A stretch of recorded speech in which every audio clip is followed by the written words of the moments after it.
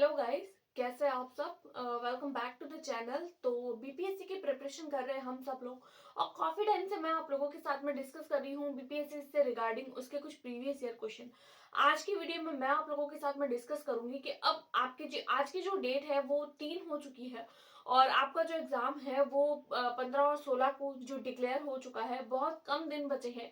जैसे कि अगर आप लोगों को 15 तारीख को एग्जाम है और आज की डेट है 3, तो लगभग अगर अप्रोक्सीमेटली अगर आप लोग को डेज देखें तो आप लोगों के साथ में आज सिर्फ और सिर्फ 10 दिन बचे हैं। 10 दिन को आप किस तरीके से यूटिलाइज कर सकते हैं और इन 10 दिनों के अंदर आप ऐसी कौन सी एक स्ट्रेटेजी को फॉलो करें या कौन कौन सी बातों का आप लोग ध्यान रखें कि आप लोग बीपीएससी के एग्जाम की जो एक सीट है उसको पक्का कर लें। तो फिर सबसे पहले तो मैं आप लोगों के साथ में ये डिस्कस करूंगी कि देखिए, आज की वीडियो में मैं आप लोगों के साथ में सिंपली आप लोगों को बताने वाली हूँ कुछ कुछ ऐसी बातें जिसको अगर आप लोग फॉलो करेंगे तो एक जो एग्जाम है उसके डर को आप लोग मिटा पाएंगे। साथ साथ में एक ऐसी स्ट्रेटजी जो अगर आप लोग फॉलो करते हैं तो आप काफी काफी मार्क्स को बचा सकते हैं। देखिए, मैं आप लोगों को कुछ ऐसा नहीं बोलूंगी कि आप लोग अभी इस टाइम पे एक ये बुक खरीद लीजिए या फिर कोई ऐसी जो है वो स्टडी गाइड पढ़ लीजिए या फिर कोई ऐसे नोट्स परचेज कर लीजिए या फिर ऐसे कोई नोट्स पढ़ लीजिए या फिर आप मेरी वीडियोस देख लीजिए। देखिए, ये ऐसी बातें बताना मैं जरूरी नहीं समझती, ना ही ऐसी बातों पर मैं विश्वास रखती हूँ। मैं सिर्फ आप लोगों को ऐसे कुछ ट्रिक्स और कुछ ऐसे पॉइंट्स बताने वाली हूँ। अगर आप उन पॉइंट्स को ध्यान में रखते हैं तो अपने काफी काफी मार्क्स को आप लोग बचा सकते हैं, अपने मार्क्स को इंक्रीज कर सकते हैं इन बातों को ध्यान में रखकर। तो फिर चलिए बिना किसी देरी के वीडियो को स्टार्ट करते हैं। अगर मैं स्पेशली बात करूं 1 to 5 को लेकर, देखिए ये जो बातें होने वाली है वो 1 to 5, 6 to 8, 9, 10th और 11, 12th सबके लिए इक्वली इंपॉर्टेंट होने वाली है। लेकिन 1 to 5 के लिए जो कैंडिडेट होते हैं वो ज्यादा होते हैं, उन कैंडिडेट्स की ज्यादा क्वेरी आती है, इसीलिए मैं स्पेशली 1 to 5 वाले कैंडिडेट के लिए करूंगी। 1 to 5 के साथ साथ में ये जो बातें होने वाली है ये 6 to 8 के लिए भी होने वाली है, क्योंकि अभी इनका ही एग्जाम है। 1 से लेकर 10th क्लास तक का ही एग्जाम है। 11, 12th की जो डेट्स है वो अभी तक डिक्लेयर नहीं हुई है, उनकी बात तब करेंगे जब उनकी डेट डिक्लेयर होगी। लेकिन उनके लिए भी ये वीडियो इक्वली इंपॉर्टेंट होने वाली है। सबसे पहले अगर हम लोग बात करें कि ये जो एग्जाम है वो एमसीक्यू बेस्ड होने वाला है, तो फिर एमसीक्यू बेस्ड होने वाला है। एमसीक्यूज में आप लोगों ने देखा होगा, अगर आप लोगों ने टीआरई 1 और टीआरई 2 दिया है तो आप लोगों को जनरली क्या होता है कि कोई भी एग्जाम होता है तो उसके अंदर 4 ऑप्शंस होते हैं। 4 ऑप्शंस में से हम लोग कोई भी 2 ऑप्शंस तो एलिमिनेट कर लेते हैं, साथ साथ में 2 ऑप्शन में से हम लोग कोई एक ऑप्शन को आसानी से चूज कर लेते हैं और अपने आंसर तक पहुंच जाते हैं। लेकिन लास्ट टाइम पे अगर आप लोगों ने टीआरई 1 और टीआरई 2 दिया है तो उसमें आप लोगों ने ध्यान दिया होगा कि हम लोगों को 5 ऑप्शंस दिए गए थे, जिसमें 3 ऑप्शंस तो ऐसे थे, यानी कि जो भी उनका आंसर्स होने वाले हैं 3 ऑप्शन वैसे, और चौथा ऑप्शन जो था वो डी था। और डी में ऐसा लिखा हुआ था कि दो किन्हीं 2 से अधिक या एक से अधिक ऑप्शन ठीक है, और पांचवा ऑप्शन यानी ई ऑप्शन आप लोगों को इस तरीके से दिया हुआ था कि इनमें से कोई नहीं। तो ये जो ऑप्शंस थे ये कंफ्यूजिंग थे, इसीलिए कह रही हूँ कि ये जो एग्जाम है वो एमसीक्यूज बेस्ड होने वाला है। और एमसीक्यू बेस्ड क्वेश्चन जो होते हैं वो हम लोगों से तभी सॉल्व होते हैं जब हम इनकी प्रैक्टिस करते हैं। देखिए, थ्योरी तो हम लोग अच्छे से पढ़ लेते हैं, लेकिन थ्योरी पढ़ते हैं और थ्योरी पढ़ते टाइम में हम लोगों को बात समझ आ जाती है कि हमने क्या पढ़ा है और हम लोगों को कितना समझ आया है। लेकिन हम लोगों को एक्चुअल में कितना समझ आया है ये बात हमें तभी पता चलती है जब हम क्वेश्चन प्रैक्टिस करते हैं। क्वेश्चन प्रैक्टिस में भी इम्पोर्टेंटली ये बात हम लोगों को ध्यान रखने लायक रहती है कि ऐसी कौन सी बात है, कौन से क्वेश्चन हम प्रैक्टिस करें। कई बार होता है कि हम कोई भी बुक्स उठा लेते हैं, कोई भी किसी के भी कहने पर कि कोई दोस्त ने ये खरीदी है तो हम भी ये खरीद लेते हैं, कोई दूसरा थर्ड पर्सन आके हमें बोलता है कि ये बुक ले लो, ये बुक अच्छी है, या किसी बुक का प्रमोशन देखते हैं, एडवर्टीजमेंट देखते हैं तो हम वो बुक ले लेते हैं। बट जरूरी नहीं है कि हर बार हर कोई इंसान द्वारा या हर किसी मित्र द्वारा बताई गई बुक अच्छी हो। आप लोगों को अगर टेस्ट देना है तो आप लोग एज प्रीवियस ईयर क्वेश्चन करिए, हम भी हमारे चैनल पर करवा रहे हैं, आप लोग वहां से भी देख सकते हैं। अदरवाइज आप लोग बीपीएससी की ऑफिशियल वेबसाइट पर जाकर भी वहां पर प्रीवियस ईयर्स कर सकते हैं। तो एमसीक्यूज बेस्ड क्वेश्चन आएंगे, ऑब्जेक्टिव होंगे, 5 ऑप्शंस दिए गए थे लास्ट टाइम। आई होप आप लोगों को ये चीज पता चल गई होगी कि इस बार भी आप लोगों को एमसीक्यू बेस्ड 5 ऑप्शन ही देखने को मिलेंगे। प्रैक्टिस इसलिए जरूरी है क्योंकि एग्जाम एमसीक्यू बेस्ड होने वाला है। 5 ऑप्शन होते हैं वो ज्यादा कंफ्यूजिंग होते हैं, तो उस कंफ्यूजन को दूर करने के लिए आप लोगों को प्रैक्टिस जरूरी है। ये तो हो गई एक बात। उसके अलावा बात करूं कि एक पोर्शन आएगा आप लोगों का लैंग्वेज वाला और सेकंड पोर्शन आएगा आप लोगों का जीके और जीएस वाला। अब इसके अंदर कौन कौन सी बातें ध्यान रखनी है, तो देखिए लैंग्वेज वाले पोर्शन में हम लोगों को लास्ट टाइम जब बीपीएससी टीआरई 1 और 2 की बात करूं तो उसमें आप लोगों को जीके जो लैंग्वेज वाला पोर्शन है वो एज कंपेयर टू इस वाले एग्जाम आप लोगों को टफ देखने को मिला था। अब मैं कैसे कह रही हूँ कि इस वाले एग्जाम से आप लोगों को टफ देखने को मिला था, क्योंकि इस बार जब भी नोटिस हम लोगों को दिया गया था, हम लोगों को स्पष्ट कह दिया गया था कि इस बार जो लैंग्वेज वाला पोर्शन है उसमें आप लोगों को सिर्फ और सिर्फ पासिंग मार्क लाने हैं, साथ साथ में आप लोगों को बहुत बेसिक बातें इसमें पूछी जाएगी। यानी कि कैंडिडेट क्या कर रहे हैं, वो ज्यादा से ज्यादा लैंग्वेज वाले पोर्शन पर फोकस कर रहे हैं कि लैंग्वेज भी इंपॉर्टेंट है, जीके जीएस भी इंपॉर्टेंट है, सब्जेक्ट भी इंपॉर्टेंट है। जीके जीएस और सब्जेक्ट भी इंपॉर्टेंट है लेकिन लैंग्वेज इंपॉर्टेंट है, लेकिन उतनी नहीं जितना फोकस किया जा रहा है, क्योंकि लैंग्वेज वाला पोर्शन सिर्फ 30% लाने हैं और सिर्फ पासिंग मार्क लाने हैं। पास करने के लिए देखना है इसके मार्क जो है वो आपकी स्पेशल जो मेरिट बनेगी उस मेरिट में इसके मार्क्स काउंट नहीं होंगे। तो लैंग्वेज वाले पोर्शन पर आप लोगों को अननेसेसरी उतनी मेहनत नहीं करनी है। तो इस बात का आप लोग थोड़ा ध्यान रखिएगा कि लैंग्वेज वाले पोर्शन को इन 7 8 या 10 दिनों के अंदर सिर्फ उतना ही पढ़े जितनी जरूरत है। फालतू की या फिर उतनी ज्यादा आप लोग इसको इम्पोर्टेंस मत दीजिए, क्योंकि उतनी ही जरूरत है जितना आप लोगों को एग्जाम में सिर्फ पासिंग मार्क लाने हैं तो उतनी ही पढ़िए, ज्यादा एफर्ट डालने की लैंग्वेज वाले पोर्शन में जरूरत नहीं है। उसके बाद में देखिए 150 क्वेश्चंस आने वाले हैं, 150 मार्क का ही 150 मार्क का होगा, 150 क्वेश्चंस आएंगे और जो आप लोगों को मिनट्स मिलेंगे, टाइम मिलेगा वो भी आप लोगों को 150 मिनट्स ही मिलेंगे, यानी 2.5 घंटे का पेपर होगा। वो तो आप लोगों ने जो है वो इसका डेट शीट आई है उसके अंदर देख लिया होगा, और ये सब अगर आप लोग सीरियस एस्पिरेंट है तो ये चीजें आप लोगों को पता होगी, लेकिन फिर भी एज अ बेसिक नॉलेज आप लोगों को बताना चाह रही थी। उसके बाद में देखिए पार्ट ए आएगा 30 मार्क का, यानी लैंग्वेज वाला पोर्शन आप लोगों को 30 मार्क का देखने को मिलेगा, और 120 मार्क का आएगा आप लोगों का जीके और जीएस वाला पोर्शन।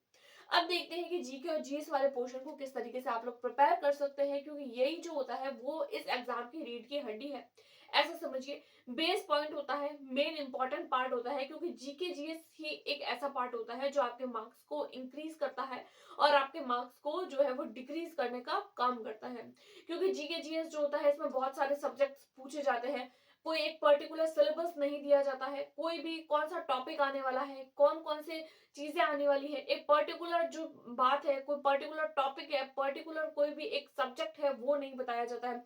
सिर्फ मेन मेन सब्जेक्ट्स बता दिए जाते हैं और डीपली इसका सिलेबस नहीं दिया जाता है, तो टॉपिक्स को लेकर बड़ी कंफ्यूजन रहती है जीके और जीएस में। उसके अलावा जीके और जीएस तो बहुत लंबा चौड़ा है, अब क्या पढ़े क्या ना पढ़े इन सबको लेकर कंफ्यूजन रहती है। कई बार होता है हम लोग बहुत सारा पढ़ जाते हैं लेकिन पढ़ते तो वो है जो काम का ही नहीं है, तो हमें कैसे पता चले कि क्या चीज काम की है। तो इसके लिए सबसे पहले तो सब्जेक्ट तो पता हो कि इसमें सब्जेक्ट कौन से आने वाले हैं, क्योंकि जीके और जीएस का नाम सुनते हैं तो हमको लगता है कि जीके यानी जनरल नॉलेज, करंट अफेयर, साथ साथ में जीएस यानी कि साइंस। तो सिर्फ साइंस और जीके पढ़ने से कुछ नहीं होगा, इसके भी अपने सब्जेक्ट्स डिवाइडेड है।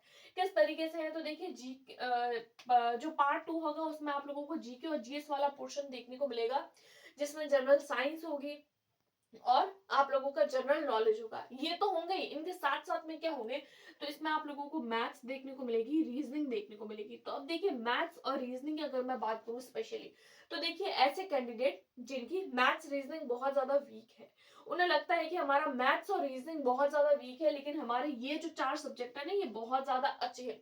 तो देखिए जो वीक वाला पोर्शन है उस पर अभी के टाइम पे इन 10 दिनों के अंदर उस पर काम करने का आप लोगों को कोई जरूरत नहीं है, क्योंकि देखिए 10 दिन के अंदर अगर आप लोग इतने टाइम में अपना जो मैथ्स रीजनिंग अच्छा नहीं कर पाए तो इतने कम टाइम में अब आप लोग कैसे अपना जो ये वाला पोर्शन है उसको अच्छा करिए।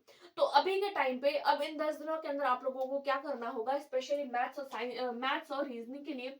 तो एक तो आप लोग 9th और 10th की एनसीईआरटी की बुक जो होती है वो मैथ्स की एनसीईआरटी की बुक, एनसीईआरटी की मैथ्स की बुक की मैं बात कर रही हूँ, एनसीईआरटी की 10th क्लास की बुक और 9th क्लास की बुक, उसको देखिए, उसको लीजिए। 9 10th की स्पेशली बेसिक के लिए आप लोग 6 to 8 भी ले सकते हैं अगर मैं मैथ्स की बात करूं। उसके अलावा क्या करिए, आप लोग इसको देखिए और सबसे पहले आप लोग करिए पीवाईक्यू डाउनलोड।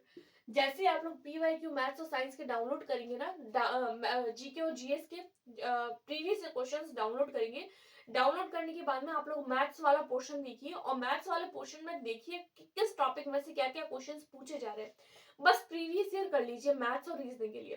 प्रीवियस ईयर करिए, मान लीजिए कोई भी टॉपिक है, उस टॉपिक में आप लोगों को एक क्वेश्चन देखने को मिला। अब उस एक क्वेश्चन के रिगार्डिंग जितनी भी चीजें हैं ना आप लोगों के एनसीईआरटी में दे रखी, उसको एक बार आप लोग रिवाइज कर लीजिए, उसको एक बार आप लोग ध्यान से अच्छे से डेप्थ में जाकर पढ़ लीजिए, ताकि वो जो आया हुआ क्वेश्चन है उसके आसपास के भी अगर आप लोगों से क्वेश्चन पूछे जाए ना, तो वो आपकी गलत ना हो। मैथ्स और रीजनिंग में, अब रीजनिंग है तो वो भी एसएससी लेवल की हाई लेवल का पूछा जाता है, थोड़ा सा लेवल अप देखने को मिलता है।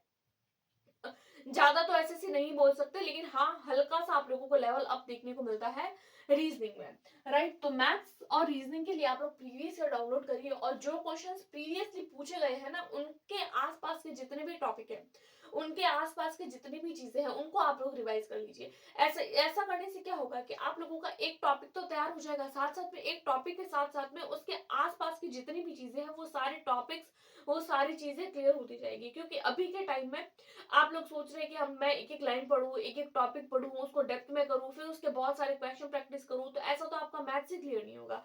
मैथ्स ही कंप्लीट नहीं होगा तो आप बाकी सब्जेक्ट्स फिर कब पढ़िए। बल्कि आपका तो मैथ्स और रीजनिंग है भी डाउन, अगर डाउन है तो आप लोगों को प्रीवियस ईयर क्वेश्चन के आसपास के क्वेश्चन करने हैं। अदरवाइज अगर आप लोगों का मैथ्स और रीजनिंग वाला पोर्शन अच्छा है तो आप लोग उसका सिर्फ रिवीजन करिए, नया आपको अभी के टाइम पे कुछ भी नहीं पढ़ना है। उसके बाद में बात करें करंट अफेयर्स की, तो देखिए करंट अफेयर्स जो होता है वो हम लोगों को पता है 6 से 7 या 8 महीने का पढ़ा जाता है मैक्सिमम, अगर हम लोग देखें। अब इसमें भी आप लोगों को स्पेशली स्पोर्ट्स के रिगार्डिंग कोई भी बुक होता है, कोई भी प्राइज होता है, कोई भी, या फिर कोई किसी जगह का कोई राजनीति के बारे में जो चीजें होती है, उसमें करंट अफेयर्स में ज्यादा क्वेश्चंस देखने को मिलते हैं राजनीति के बारे में। और उसके अलावा जियोग्राफी में जो थोड़ा बहुत चेंजेस हुआ है करंट में, वो चीजें, और कोई भी बुक, उसके ऑथर, उसके अलावा नोबेल प्राइज और स्पोर्ट्स, ये 5 6 टॉपिक इसके अंदर मेन होते हैं। उसके अलावा नेशनल और इंटरनेशनल रिलेशनशिप, तो कोई भी बुक ला लीजिए आप लोग, 6 मंथ का, लास्ट 6th मंथ का करंट अफेयर्स आप लोगों को लास्ट 6 मंथ का ही देखना है, उसके आगे का नहीं देखना है। उसमें भी मेन मेन पॉइंट उसको आप लोग हाईलाइट करिए और ज्यादा से ज्यादा रिवीजन करिए, क्योंकि 10 दिन के अंदर आप लोगों के पास में जितना ज्यादा रिवीजन होगा ना, उतना ज्यादा वो आप लोगों के लिए ज्यादा बेनिफिशियल होगी। तो रिवीजन इज मस्ट, रिवीजन करिए और प्रैक्टिस करिए, रिवीजन करिए, प्रैक्टिस करिए, रिवीजन करिए, प्रैक्टिस करिए, इसके अलावा कुछ भी नहीं। उसके बाद में देखते हैं हम ईवीएस, तो ईवीएस भी आप लोगों को देखिए, जब आप लोग ईवीएस वाला पोर्शन करेंगे और साइंस वाला पोर्शन करेंगे, तो आप लोग जब साइंस वाला पोर्शन करेंगे ना एनसीईआरटी की बुक से, 6th से लेकर 10th क्लास तक की बुक में, तो आप लोगों को लगेगा, जब आप लोग 6 से 10th तक का साइंस वाला पोर्शन कंप्लीट कर लेंगे, उसके बाद में जब आप लोग ईवीएस वाला पोर्शन करेंगे, साथ साथ में जब आप लोग जियोग्राफी भी कंप्लीट कर लेंगे, मान लीजिए आप लोगों ने साइंस कंप्लीट कर ली, उसके साथ साथ में आप लोगों ने जियोग्राफी, ये दोनों पोर्शन मान लीजिए आप लोगों की कंप्लीट है। साइंस आप लोगों ने पढ़ ली, मान लीजिए 6 से लेकर 10th तक की जितनी भी थी, मैंने भी प्रीवियस ईयर क्वेश्चन कराए हैं, तो बार बार कहती थी कि आप लोगों ने जो है वो 10th की एनसीईआरटी की साइंस की बुक में से कितने सारे क्वेश्चन, जब भी क्वेश्चन आता था हर बार बोलती थी कि ये 10th क्लास की बुक से है, ये 9th क्लास की बुक से है। तो maximum question NCERT plus SCERT में से देखने को मिलेगा, इसके आउटर क्वेश्चन आप लोगों को देखने को नहीं मिलेगा। जब आप लोगों ने ज्योग्राफी और साइंस कर ली होगी ना, तो आप लोग उसके बाद में अगर ईवीएस करेंगे, तो आप लोगों को लगेगा कि ईवीएस में बहुत सारे क्वेश्चंस, बहुत सारे टॉपिक्स और बहुत सारी चीजें ऐसी है जो आप लोगों को ऑलरेडी आप लोगों के आ रही होगी। क्योंकि देखिए साइंस और ज्योग्राफी इन दोनों को मिक्स करके ही ईवीएस बनाया है। तो अगर आप लोगों ने ज्योग्राफी और साइंस को पढ़ दिया है, तो एज ईवीएस आप लोग सिर्फ और सिर्फ रिविजन करिए, आप लोगों को अलग से ईवीएस पढ़ने की जरूरत नहीं है। क्योंकि अगर आप लोग बीपीएससी दे रहे हैं, तो बीपीएससी के लिए अगर आप लोग 1 to 5 का पेपर दे रहे हैं, तो आप लोग सीटेट तो क्वालिफाई करके आए हैं, और सीटेट में आप लोगों ने ईवीएस तो पढ़ाई है, तो वो ईवीएस बेसिक बेसिक तो आपका क्लियर है ही। साथ में अगर आप लोग साइंस और ज्योग्राफी भी कर रहे हैं, तो भी आप लोगों का उसके साथ साथ में हो जाएगा कंप्लीट। उसके अलावा बात करते हैं हम लोग एक वेरी वेरी इंपॉर्टेंट टॉपिक की, वो आता है भारतीय राष्ट्रीय आंदोलन। देखिए ये जो भारतीय राष्ट्रीय आंदोलन वाला जो टॉपिक है, भारतीय राष्ट्रीय आंदोलन, ये आप लोग, इसमें से आप लोगों को क्वेश्चंस देखने को मिलेंगे। अगर आप लोग ये टॉपिक जो है वो एनसीईआरटी की बुक से पढ़ रहे हैं तो अच्छी बात है। अगर आप लोग एनसीईआरटी की बुक से नहीं पढ़ रहे, तो फिर आप लोग क्या करिए, एनसीईआरटी की बुक उठाइए और इसका वन लाइनर जो क्वेश्चंस होते हैं उसको उतार लीजिए। जब आप लोग अपने खुद के नोट्स बना रहे हैं और उसको रिवाइज कर रहे हैं ना, क्योंकि खुद की लिखी हुई चीज हम लोगों को ज्यादा समझ आती है, तो खुद पढ़िए और खुद उसके नोट्स बनाइए, क्योंकि जब आप खुद उसको पढ़ के और अपने नोट्स बनाएंगे ना, वन लाइनर क्वेश्चन जो आप लोगों को रिवीजन में हेल्प करेगी। मैंने प्रीवियस ईयर की तो बहुत सारी सीरीज कंप्लीट करवाई है, कल से मैं सोच रही हूँ कि आप लोगों के साथ में वन लाइनर जो क्वेश्चंस होते हैं उसका एक्सप्लेनेशन साथ में हैंड रिटन अगर हो तो आप लोगों को ज्यादा बेनिफिशियल होगा, क्योंकि हाथ से लिखी हुई चीजें जो होती है वो प्रिंटिंग वाली चीज से ज्यादा समझ आती है। तो मैं भी सोच रही हूँ वन लाइनर प्रैक्टिस करवाने की, तो आई थिंक सोचा है कि मैं आज या कल से स्टार्ट कर दूंगी। और अब आप लोग ध्यान रखिए कि भारतीय राष्ट्रीय आंदोलन को अगर अभी तक पढ़ लिया है तो आप लोग उसको रिवाइज करिए। और रिवीजन के साथ साथ में आप लोग, जैसे मान लीजिए आप लोगों ने इस टॉपिक को जो है वो 10 पेज में लिखा है, तो अब आप लोग 10 पेज में पढ़ने के बाद में आप लोग इसको इस तरीके से छोटा बना लीजिए, यानी एक शॉर्ट नोट्स बना लीजिए कि 10 पेपर की चीज आप लोगों के सिर्फ और सिर्फ 2 पेपर में आ जाए। 2 पेपर में आने से क्या होगा ना कि आप लोग उसको ज्यादा से ज्यादा रिवाइज कर पाएंगे। अब एग्जाम टाइम में ज्यादा रिवीजन जरूरी है, कुछ भी नया नहीं पढ़ना है। अब ये तो हो गई हमारे सब्जेक्ट्स की बात कि सब्जेक्ट्स को किस तरीके से पढ़ना है, किस तरीके से आप लोगों को क्या क्या पढ़ना है। उसके अलावा टाइम मैनेजमेंट का थोड़ा सा ध्यान रखिएगा आप लोग कि टाइम किस तरीके से आप लोग मैनेज कर पाएंगे। उसके अलावा हम लोग बात करें कि अभी कौन सी ऐसी 2 बातें हैं जिसको आप लोगों को ध्यान रखना है। तो एक तो आप लोगों को ध्यान रखना है रिवीजन, कि इस टाइम पे आप लोगों को कुछ भी नया नहीं खरीदना है, कोई भी नई बुक नहीं खरीदनी है, कोई भी ऐसी नई चीज जो आप लोगों को नहीं लेनी है। ऐसा नहीं है कि किसी दूसरे ने बोल दिया कि मैं ये पढ़ रहा हूँ तो तू भी ये पढ़, तो आप लोग भी वो पढ़ने लग जाए, नहीं। आप लोगों ने इतने टाइम पे जो कुछ भी पढ़ा है उसको रिवाइज करिए। जो भी पढ़ा है आज से ही बंद कर लीजिए आप लोगों का नया पढ़ना है, क्योंकि नया पढ़ेंगे, एक तो एग्जाम का इतना प्रेशर है, नया कुछ भी दिमाग में जाएगा नहीं, याद तो नहीं होगा, तो फालतू में कुछ भी नया पढ़ के क्यों हम हमारा टाइम खराब करें। उससे अच्छा है कि आप लोग वही चीजें पढ़िए जो आप लोगों ने पढ़ रखी है, जो पढ़ा हुआ है उसको रिवाइज करिए, ज्यादा से ज्यादा रिवीजन करिए और हो सके उतना ज्यादा टेस्ट दीजिए। देखिए, रिवीजन प्लस टेस्ट होता है साथ में एनसीईआरटी, ये 3 चीजें होती है ना, वो हर एग्जाम का एक रीढ़ की हड्डी होती है, उसका बेस होती है। एनसीईआरटी को पढ़ लिए है तो रिवीजन करिए, एनसीईआरटी को ज्यादा से ज्यादा रिवाइज करिए, क्योंकि रिवीजन अभी 10 दिन के अंदर रिवीजन इंपॉर्टेंट है, साथ साथ में टेस्ट दीजिए। रिवीजन करिए, टेस्ट दीजिए। टेस्ट देने से क्या होगा ना, आप लोगों को पता चलेगा कि कौन सा टॉपिक में से आप लोगों का कौन सी चीजें रह रही है। तो टेस्ट देने के बाद में आप लोगों को जो टॉपिक वीक लगे उसको और रिवाइज करिए, और जिस टॉपिक में से आप लोगों से क्वेश्चन हो रहे हैं उसका थोड़ा कम रिवीजन करिए। तो रिवीजन पर फोकस करिए, साथ साथ में टेस्ट पर फोकस करिए। उसके अलावा कुछ भी नया नहीं पढ़ना है। तो ये कुछ कुछ बातें थी जो मुझे आप लोगों के साथ में शेयर करनी थी, और आई होप आप लोगों को ये चीजें पसंद आ रही होगी और समझ आई होगी आज की वीडियो की मैं क्या कहना चाह रही हूँ। तो पसंद आई है वीडियो तो अपने दोस्तों के साथ में शेयर करें, और अभी तक चैनल को सब्सक्राइब नहीं किया है तो चैनल को सब्सक्राइब जरूर करें और वीडियो को लाइक जरूर करें। Thanks for watching.